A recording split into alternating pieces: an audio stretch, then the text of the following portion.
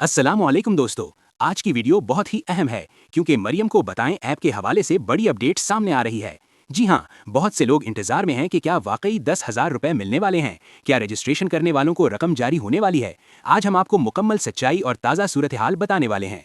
दोस्तों, मरियम को बताएं ऐप हुकूमत की जानिब से अवामी मसाइल सुनने और शिकायत दर्ज करने के लिए मुतारिफ करवाई गई है।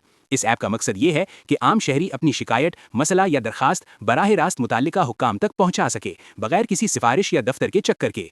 लेकिन सोशल मीडिया पर इस वक्त सबसे ज्यादा सवाल यही किया जा रहा है कि क्या इस ऐप के जरिए 10,000 रुपए की इमदाद दी जा रही है।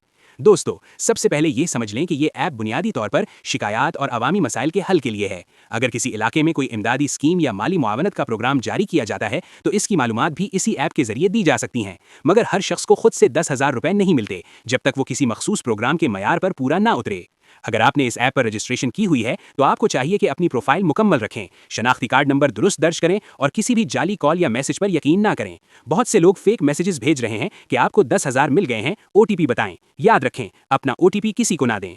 रजिस्ट्रेशन का तरीका बहुत आसान है। सबसे पहले ऐप इंस्टॉल करें, अपना मोबाइल नंबर दर्ज करें, तस्दीकी कोड डालें, फिर अपनी ज़ाती मालूमात मुकम्मल करें। अगर हुकूमत की तरफ से कोई नई माली इमदाद या स्कीम जारी होती है तो अहल अफराद को बाकायदा इत्तला दी जाती है।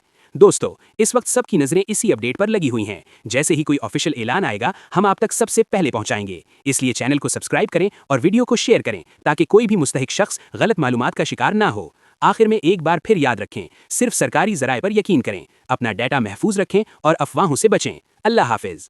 अगर आप ऐप डाउनलोड करना चाहते हैं तो लिंक डिस्क्रिप्शन में है।